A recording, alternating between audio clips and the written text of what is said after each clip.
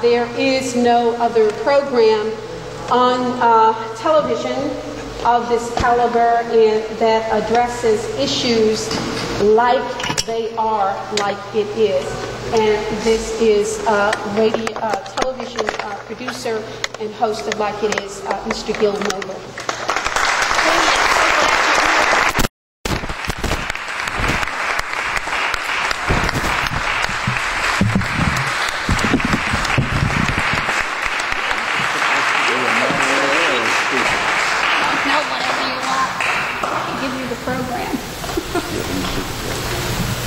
How you doing, Joe? Good. And Robert Fitch is next. Robert Fitch, who wrote The Assassination of New York, is next. I didn't come here to speak. I came here to cover what's going on here because Harlem is my home. I love Harlem.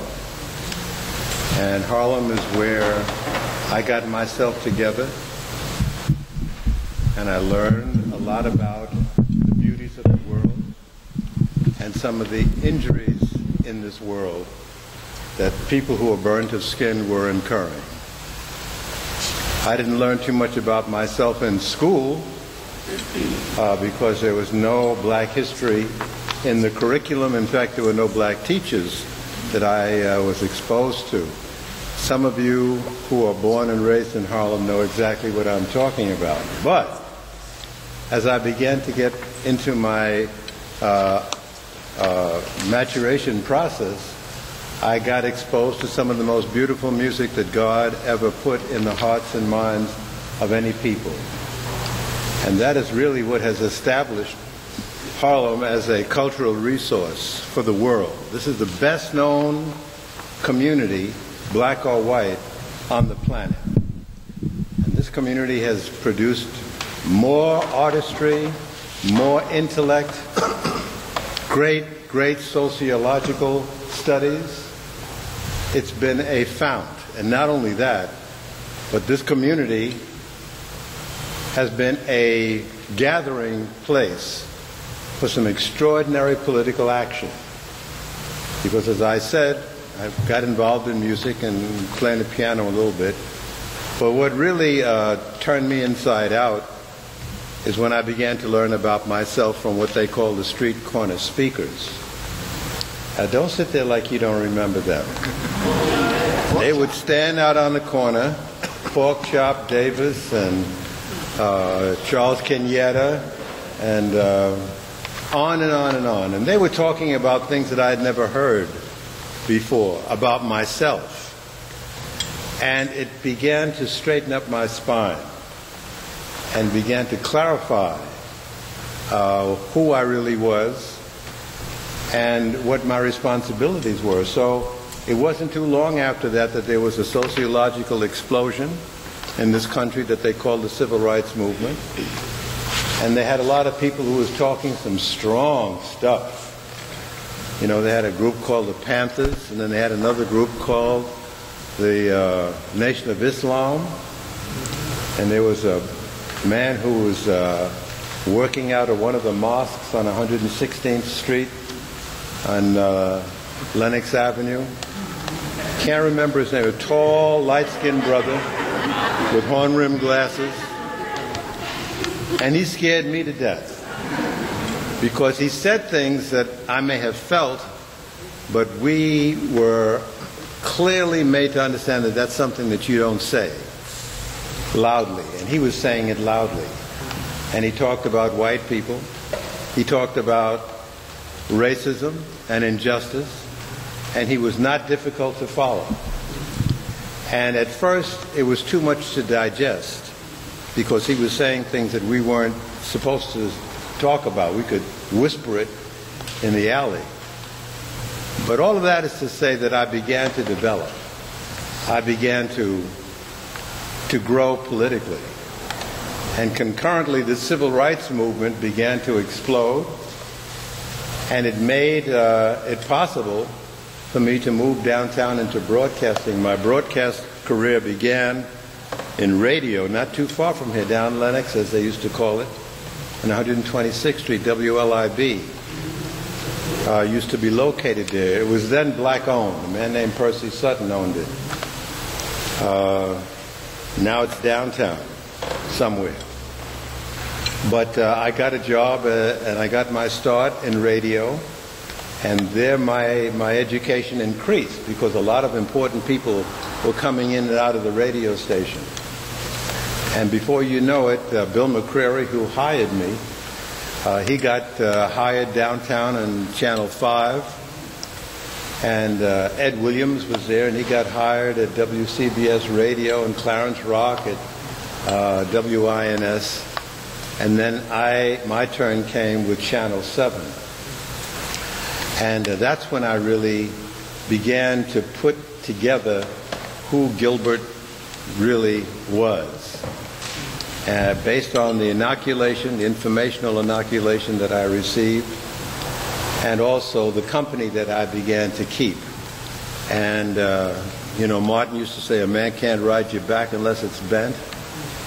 And so my back began to straighten up. And when I went downtown to WABC, it was a strange phenomenon because it was directly the result of our uprisings. There was a big fist fight going on in this country, and that's how a lot of people who were burnt to skin got their job downtown. And that's how I got positioned at WABC, but it was a grudging employment. And as I say, when I walked into ABC, it was a white world. The producers were white, and the writers were white, and the film editors were white, and the custodians were white, the security guards were white, the secretaries were white, even the roaches were white. And so it was a strange, uncomfortable environment to be in. But I had this inoculation from here. And that's really a capsuled analysis of why I do what I do and why I'm here tonight with you. Because I love Harlem and I don't want to see it taken away from us.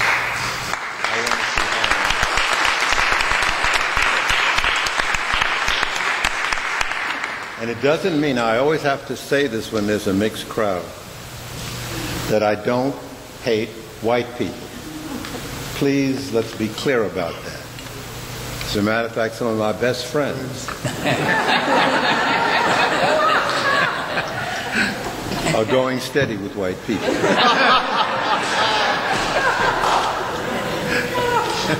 No, I just love my people. And I love what Harlem gave me. And I still haven't gotten over it. I haven't gotten over what I heard on these streets in this community, musically or politically. Malcolm X still resonates in my heart and my mind. He still had something to teach us all. I was listening to a recording of his coming into work this morning. And this was given 3 days before he was shot down at the Audubon. And that man's analysis in 1965 was more mature than most of what you hear today. It was absolutely incredible.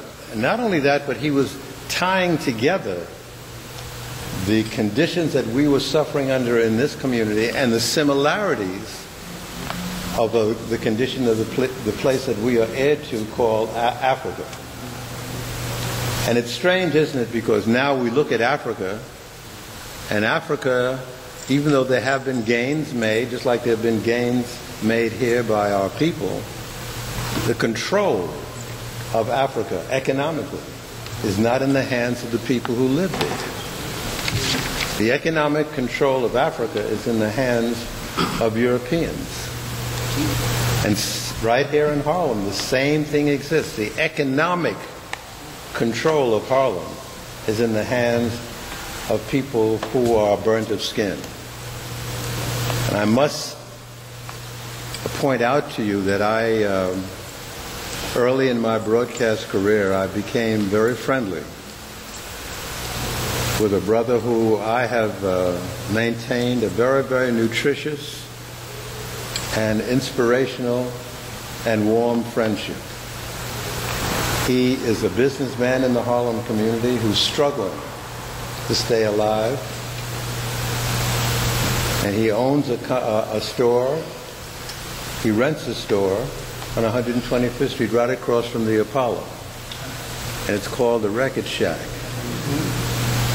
And I don't know where there he is. I'd like everybody to meet my dear brother, Sekulu Shange.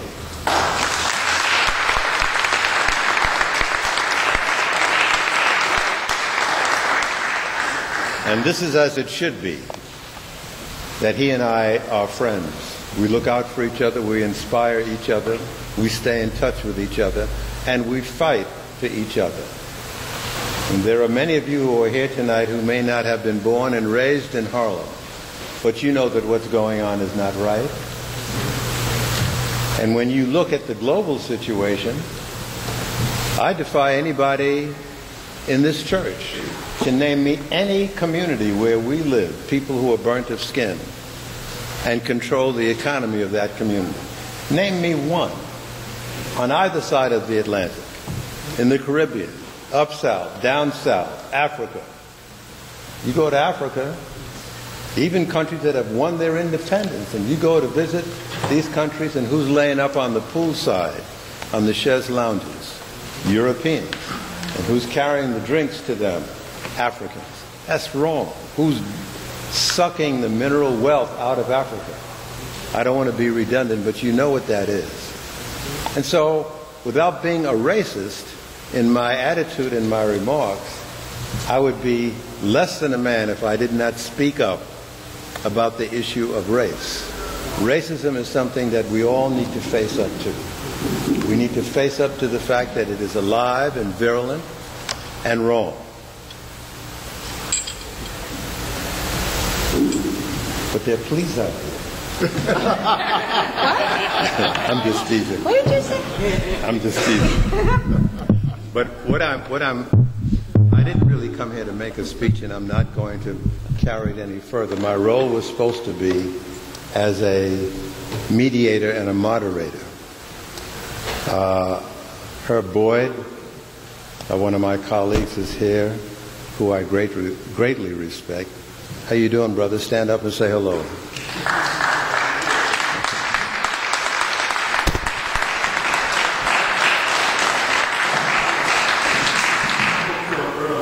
Huh?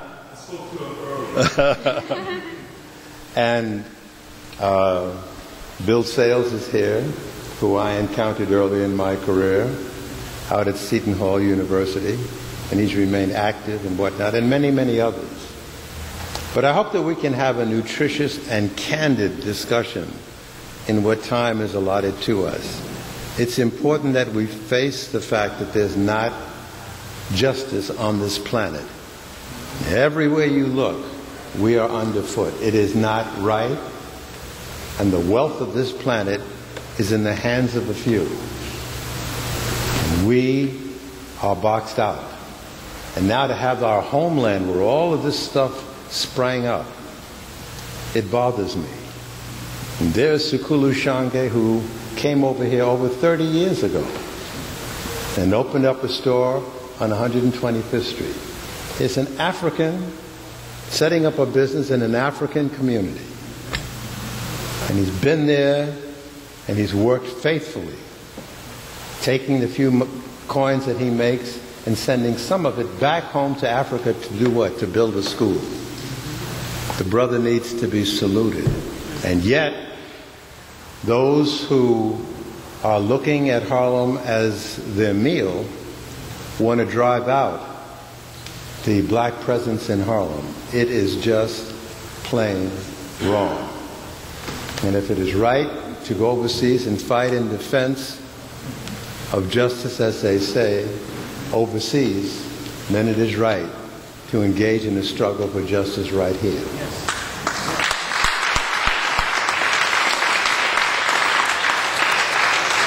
Lastly, all of us, whatever our color or gender, need to be mindful of the fact that we all owe those warriors of yesterday a lot, because they woke us all up, and they've made a lot of things possible. As I said, I wouldn't be working where I'm working were it not for their struggles. And strangely enough, those in the forefront were students. Remember SNEC? They were magnificent, and they would have those classes out on the campus, and they would bring other students on the lawn, and they would have what they would call teach-ins, and they would give them lectures about the history of this world. Can you hear me? Can you hear me? You can't hear me. Anyway, let me begin, but I'm late, and I apologize for that. The traffic is not to be believed coming up here. But I'm glad to be with you, and I want you to know that I've got your back as far as your struggle to preserve Harlem. We all need Harlem. Harlem has given more to us than we can ever repay. This is the least we can do, not the most, is to stand up for Harlem.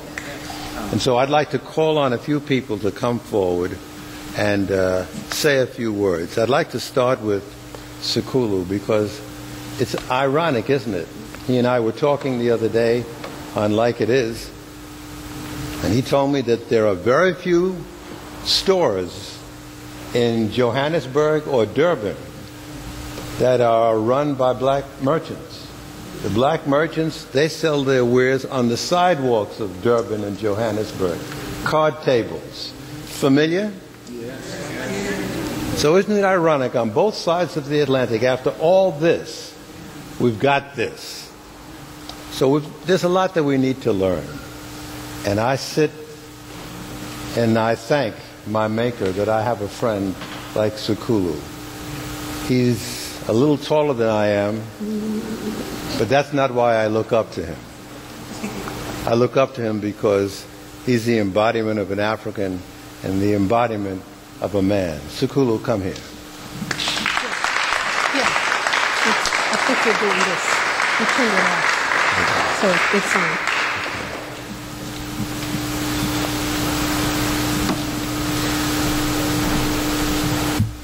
Thank you, my brother.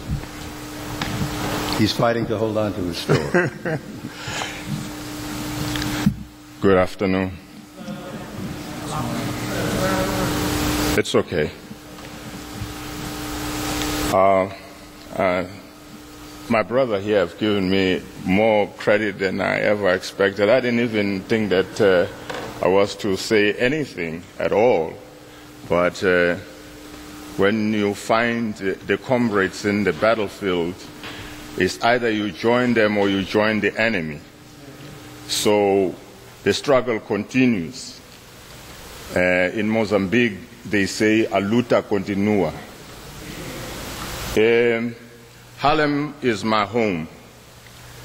I have raised family here. I have walked these streets. I've listened to the street speakers. I've listened to all kinds of people delivering messages, worthwhile messages, which takes away all the confusion in your mind. Harlem has been very, very good to me, and I try to be reciprocal to Harlem as well by being of good service. But however, that service is an endangered species now. We are no longer allowed even to operate in the communities that we belong to. The Record Shack has been served a final notice that it must vacate the premises. It is not about that the Record Shack is behind in rent or the rent is not being paid timely. It is about gentrification. This monster is running all over the place, guzzling everything that resembles what Harlem is supposed to be. As it has been mentioned many times that people come from all over the world to Harlem. They don't come to Harlem for McDonald's. They don't come here to Burger King. They come here for the culture, which we, the people in Harlem, have cultivated through the years. When we look back in history, the best of leaders that are ruling now in Africa, they had to walk the streets of Harlem. Kwame Nkrumah was one of them. He was the first president of Ghana. Azikwe of Nigeria, the first president of Nigeria. And the list goes on and on, people of color coming from everywhere. But somehow, something has developed here which it has been working through the years. There's hardly any community-based business on 125th Street anymore. There wasn't too many of them, but the few that were there, they have eroded so fast. And what buckles my mind is that we are not outraged about it. We are not saying anything about it. Here is a man sticking a dagger on your back and you know who he is and you're not saying anything. He's taking everything. He's taking milk out of your babies. We have a problem here which we have to act on it. We have to mobilize ourselves, because when you see a brownstone from $80,000 to $2 million, something has gone wrong.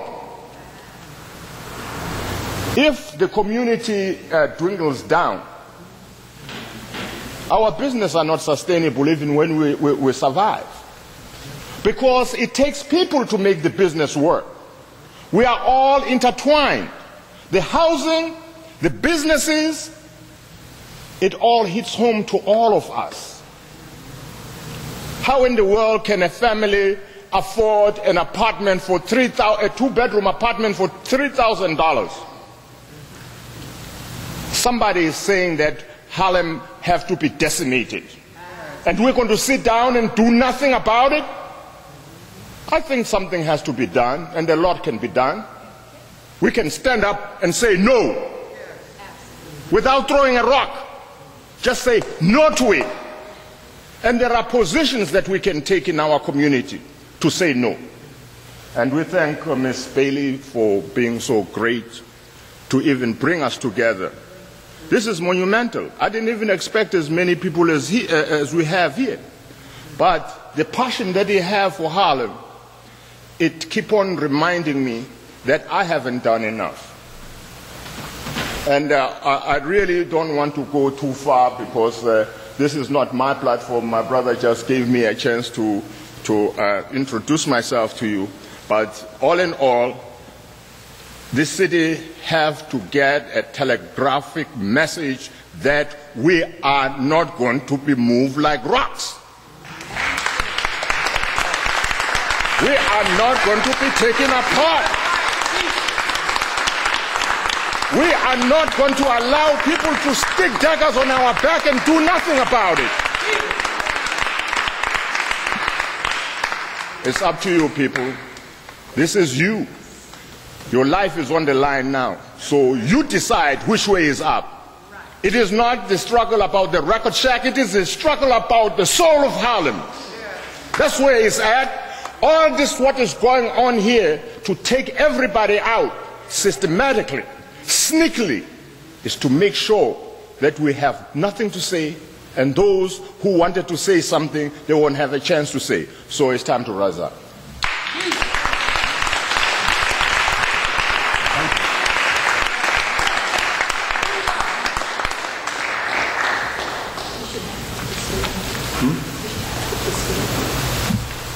Sekulu. Sekulu.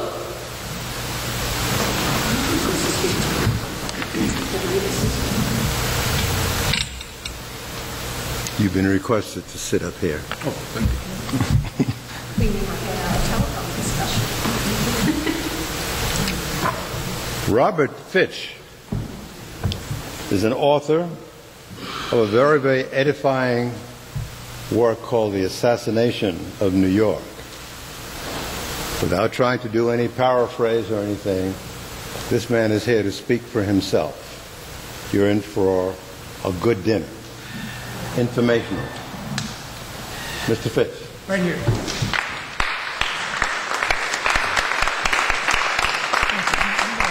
Get down here where I got some light. Okay.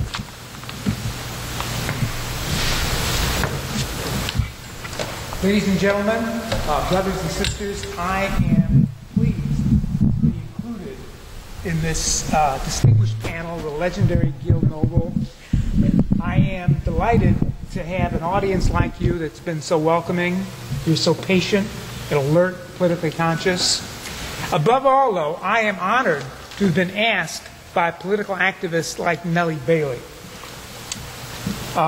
There can't be enough New Yorkers with a genuine political vocation like Nellie. So many have been turned. So many have given and taken the Judas kiss.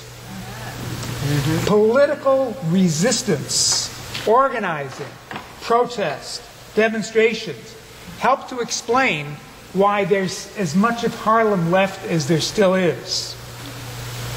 It's the patriotism of protest that has kept this community from going the way of Bronzeville on Chicago's South Side. And I'll be talking about what's happened to Bronzeville and how people in the community and people in the city can learn from the lessons of what's happened to Bronzeville, a community which in its own way is as distinguished as Harlem here in New York. I speak as a person who grew up in Chicago and has Chicago patriotism. Bronzeville has people like Louis Armstrong in its history. Chicago's African-American community has Jesse Jackson. It has Oprah. It has Louis Farrakhan.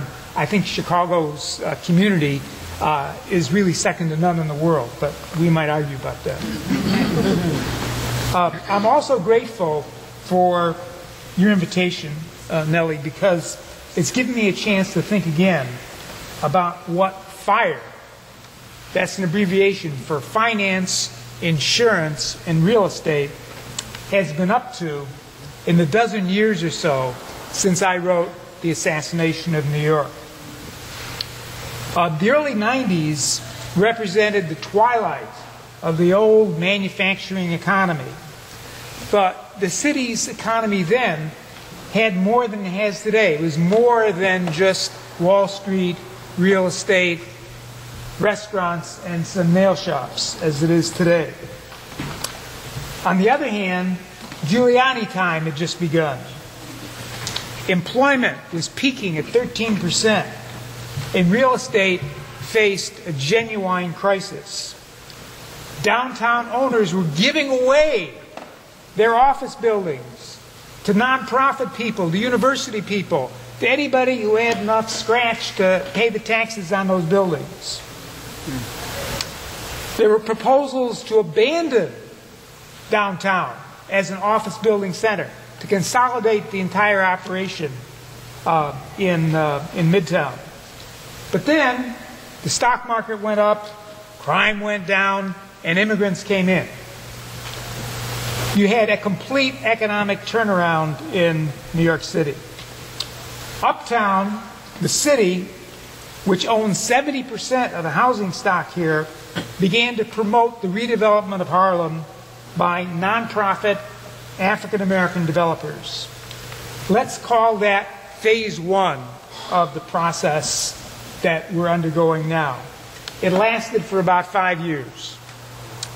Then came the real estate boom, the dot-com boom, which collapsed in 9/11. The future darkened again. When Goldman Sachs, the world's largest investment bank, Neil talked about Columbia having $6 billion worth of assets. Goldman has $150 billion worth of assets. When they reneged on their $2 billion headquarters that they were going to build in Battery Park City, talk revived again about liquidating the downtown CBD.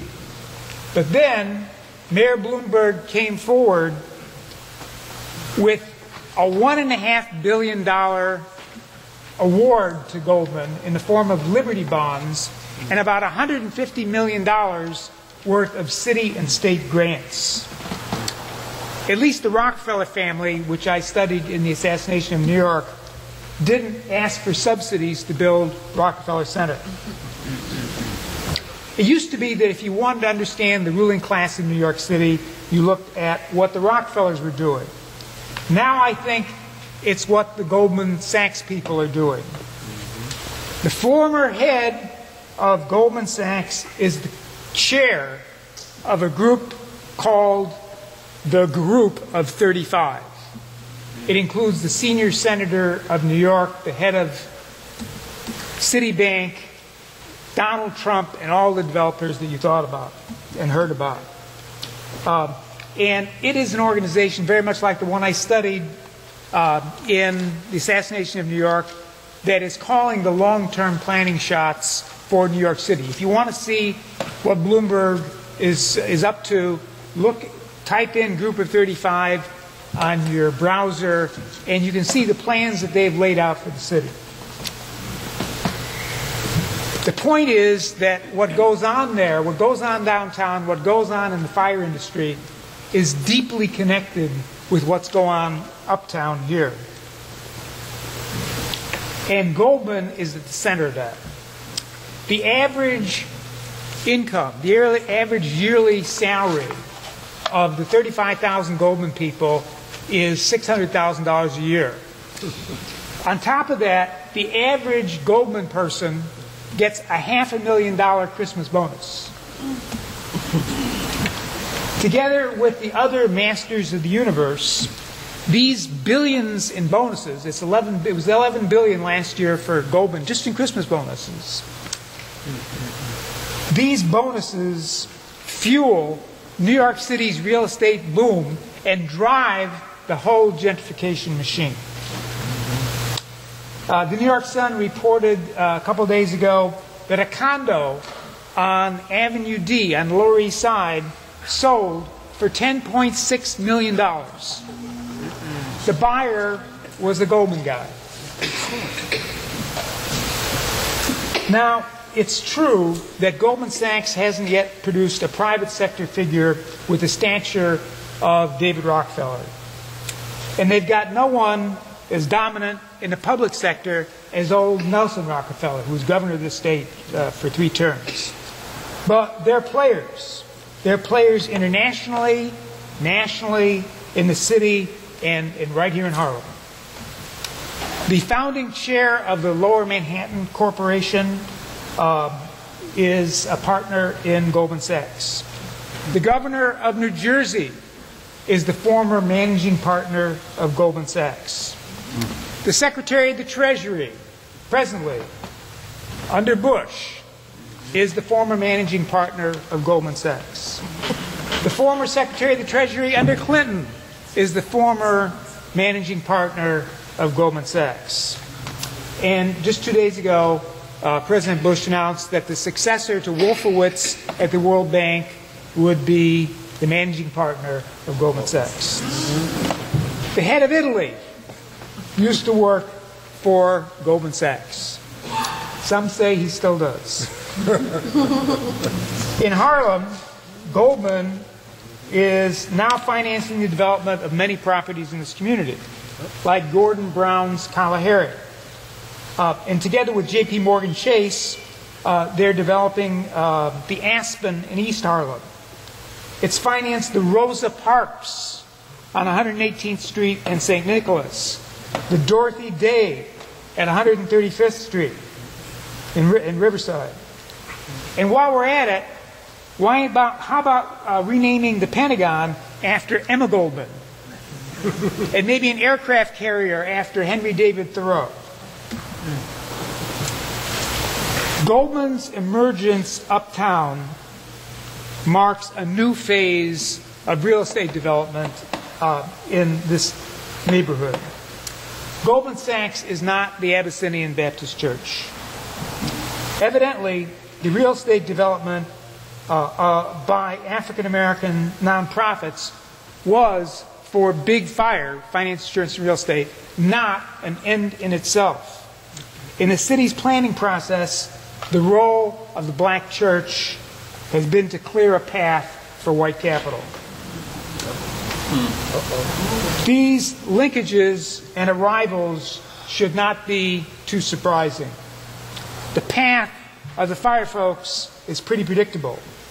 The way fire makes big money is by changing land use from the lowest and, from their standpoint, the worst, manufacturing and poor people, and reseeding that land with office buildings and luxury high-rises. That's what they call the highest and best, because it pays the most rent. It's easy to predict where big fire will find its primary targets of opportunity. They're located in the old ring of manufacturing and warehousing and the contiguous areas that the working class lived in that adjoin the central business district, the area from Battery Park to 59th Street. Not all these areas are black. In the 50s, fire gobbled up white areas like Chelsea, which had been the residence for longshore workers. In the 70s and 80s, Irish Hell's Kitchen. Today, among the highest priorities of the Group of 35 for displacement are two white areas, the Lower West Side and Long Island City, where I work. But as the boom heats up, real estate capital naturally turns to Harlem-like places. As you all know, Harlem has lots of advantages. A lot of truly great housing stock. It's close to the central business district. Good transportation. Historically, the problem has been dual. On the demand side, rich white people aren't going to pay $700 or $1,000 a square foot to live in central Harlem. It is too scary for white people. And the public housing projects represent the scariest factors. In theory, the solution could have been a 1950s-style Robert Moses urban renewal plan. The city could have used bulldozers and massive clearance, drawing on its powers of eminent domain to create a community for rich white people. But so far at least, in part because of the resistance of the tenant organizations and community people, that's not what's happened. Instead, the cities relied on urban planning measures that have involved a lot less firepower, zoning, subsidies, and so forth. That is, it's relied on gentrification, relying on the soft power of the market instead of the hard power of the state. In thinking about gentrification, it might be useful to distinguish between two types or flavors, chocolate and vanilla. Gentrification is generally seen as a kind of white-on-black urban crime. Rich white people displacing poor people of color. Think of David Rockefeller clearing Morningside Heights, pushing blacks behind the 125th Street border. Or very similarly, white on brown. Herman Medeo, former borough president of the Bronx, making that neighborhood, the Upper West Side, safe for white people. Herman used to joke that he owed his success, he owed his job as urban renewal boss to being urban renewal boss on the West Side. So many Puerto Ricans, he said, had to move further uptown that he was able to become the borough's first Puerto Rican president. But Harlem's gentrification, as been pointed out before, has been black on black. Official census statistics can be misleading, but what they show is that the white population of central Harlem is up from 1.5% to 2%. Those who predicted Harlem would be gentrified by white people seem to have been proven wrong. Or is it that the process just hasn't played out completely? Is there a phase 2 in the process of the transformation of Harlem? Is black-on-black gentrification just the necessary preliminary for white-on-black gentrification or outright urban renewal, where the remaining poor blacks in public housing are displaced? Or is that a future too paranoid to contemplate? Not if we compare Chicago's Brownsville with Harlem. It could be that Brownsville shows the future to Harlem. In response to the same potential reward, real estate in Chicago traveled a very similar path as real estate here in New York. Just as water goes downhill, real estate goes from high-value central business district territory to the lower-value poor people's neighborhoods. Only in Chicago, fire went south, whereas in New York, fire went uptown. In both cases, the path led to the black community. They started out, though, very similarly. In the first phase, the authorities didn't go for the bomb of urban renewal. They used soft power of the market. Initially, gentrification was black on black. But in Chicago, there has been a second phase. It's been distinguished by two features. First, the black buyers of Brownsville real estate, often single mothers who finance their purchases with subprime mortgages, are having trouble meeting their payments. They're being displaced by better capitalized white buyers. Second, and more dramatically, has been the clearing of public housing, which was the main obstacle to the entry of rich white people. Now, it's about a total transformation greater than anybody in Chicago could have managed to imagine 20 years ago. The South Side has a new high-rise condo development along Lakeshore Drive that rivals the North Shore Gold Coast. 30, 40-story buildings with condos for $1 million a pop. Further west, on the other side of the Dan Ryan Highway, which used to divide black and white Chicago, the entire population of the Robert Taylor homes, 35,000 people, has been displaced. The buildings have been knocked down.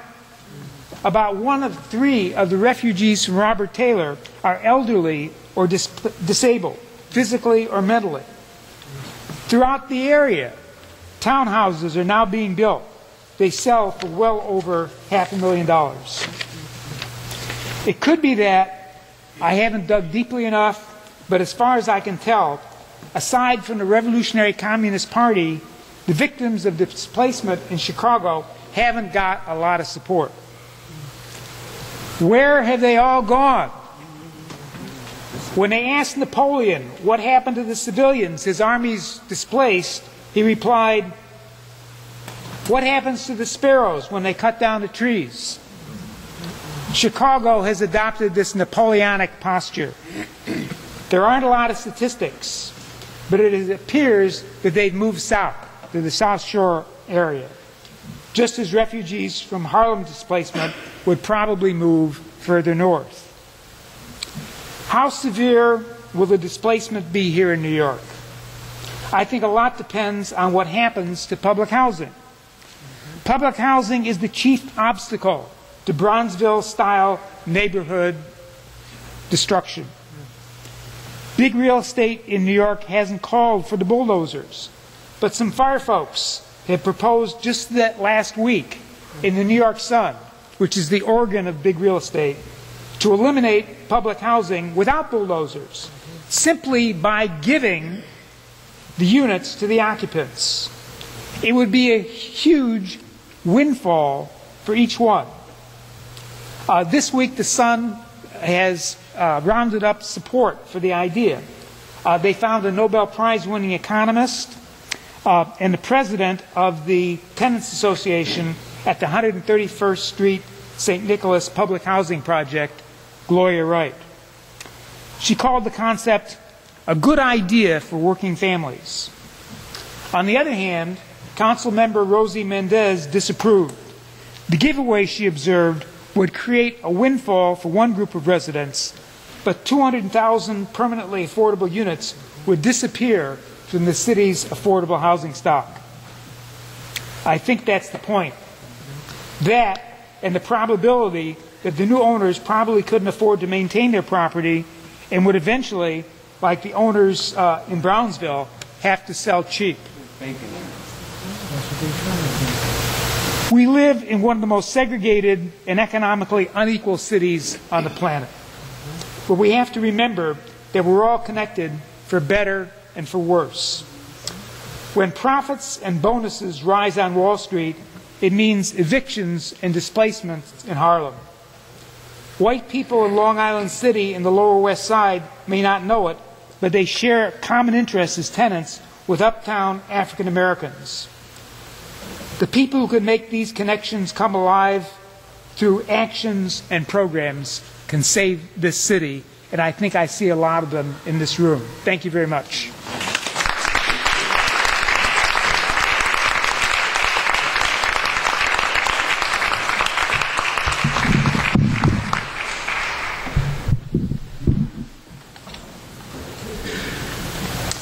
Sort of interesting that we're meeting here in a church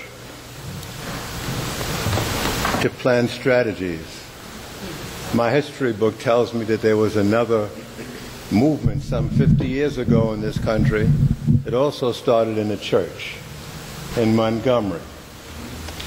And people met on a regular basis and talked shop about the injustices that were being heaped upon people of color and how to undo it. So I think that there's historic connective tissue between our being here.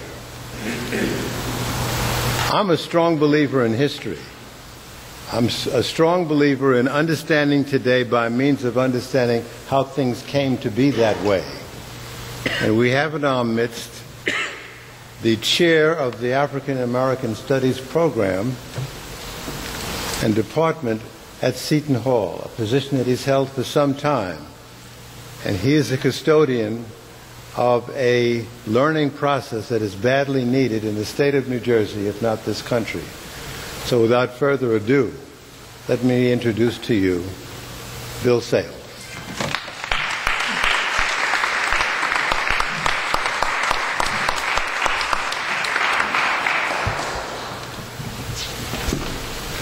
Can you all hear me? Yeah, I think I'll speak from this location. When you talk about history, I need to start simply by acknowledging Gil and telling you something about the way I met him, because it very much relates to our theme here this evening. Back on the 23rd of April, 1968, I was one of a number of African American students who had taken over the administration building at Columbia University.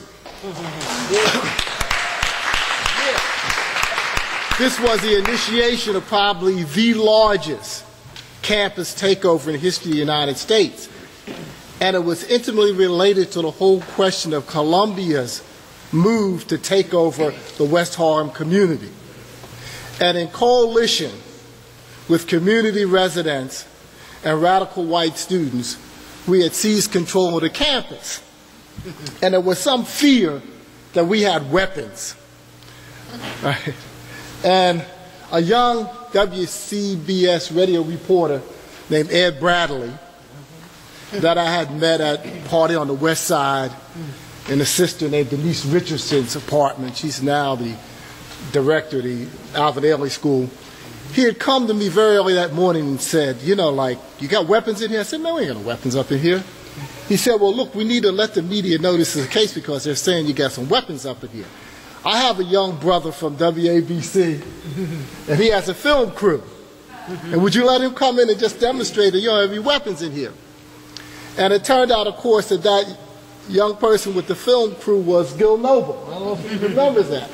And so Gil came into the building, and he was filming. And at that point, I remembered that we had about 2 or 3 tons of bricks that we had piled up somewhere to throw.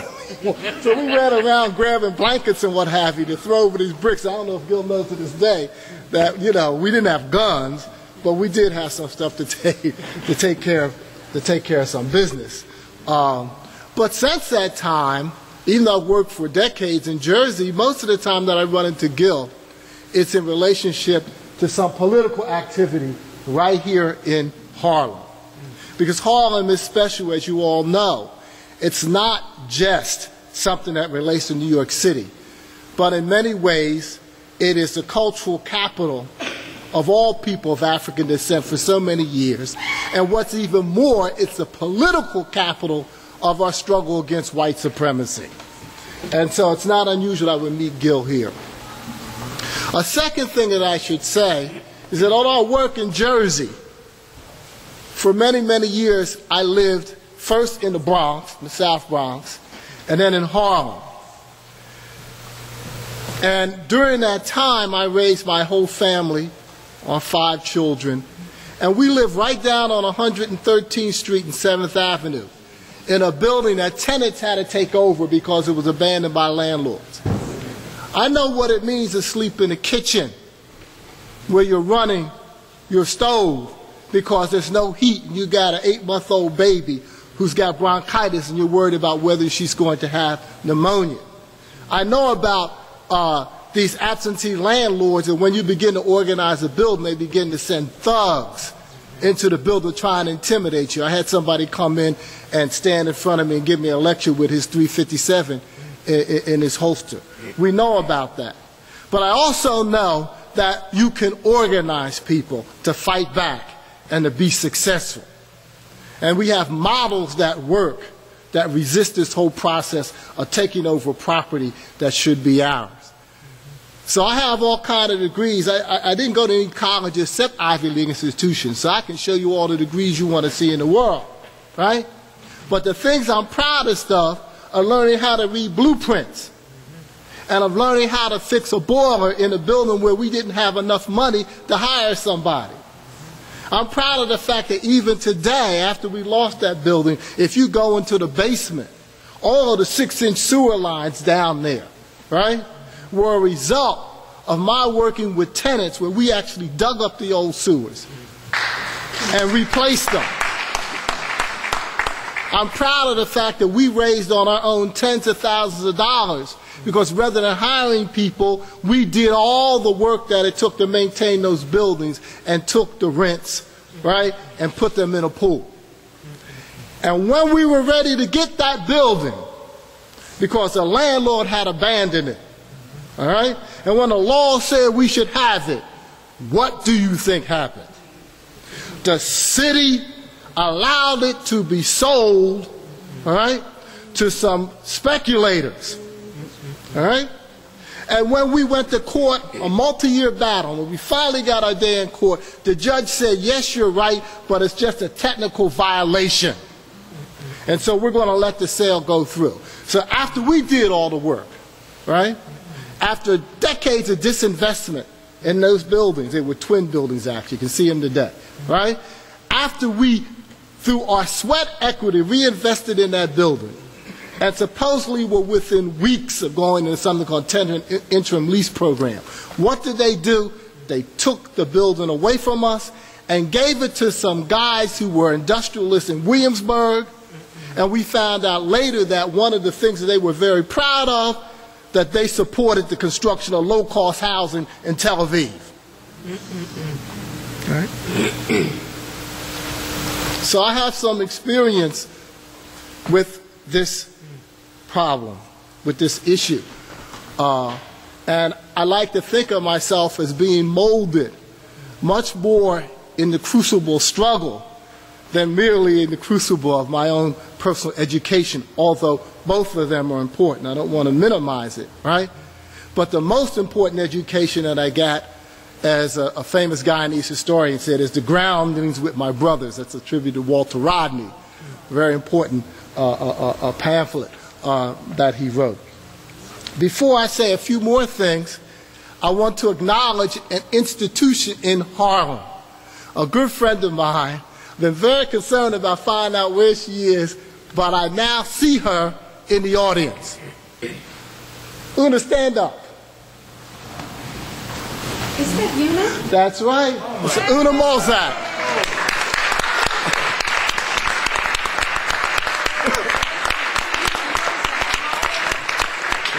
For many years, Uno was a proprietor of Liberation Bookstore and fed a number of generations intellectually, right?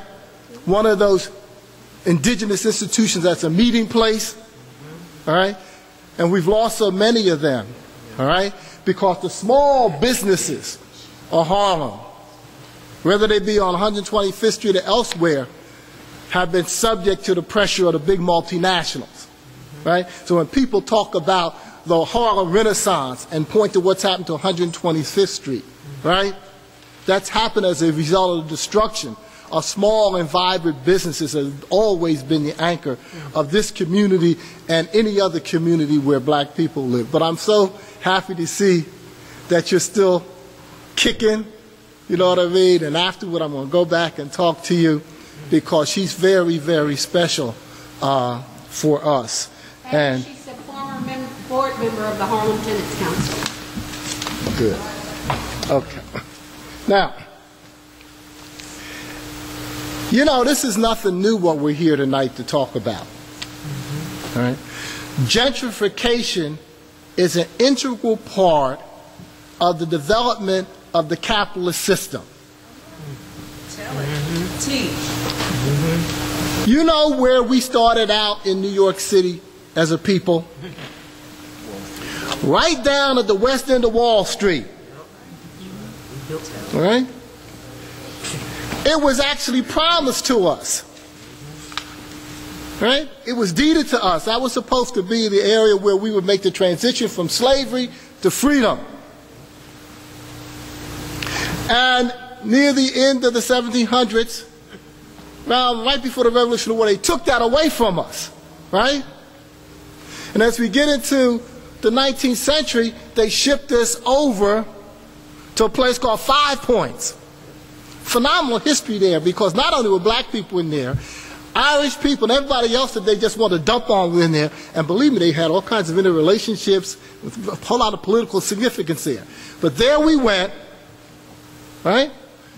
Of course, today that's also what? Very valuable real estate, slightly to the northeast of the municipal building and what have you, right?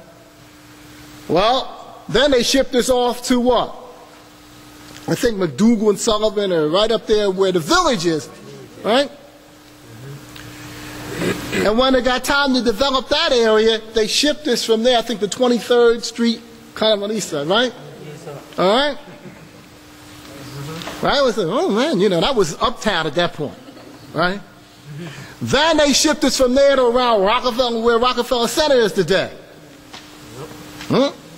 And then, right at the end of the 19th, beginning of the 20th century, they shipped us up to what's called San Juan Hill, over on 10th Avenue, around 58th Street or so, and we sat up there and battled. We were not supposed to come up here, you know. Right? This was an accident. Harlem primarily was built as an upper income kind of suburban at that time, enclave. But when the subways were developed, it was now possible to go a little bit further, and the concourse opened up. So a whole lot of excess housing here, all right? And Booker T. Washington's National Negro Business League was able to get a foot in the door around 135th Street, where the Schomburg is today. And then we moved in all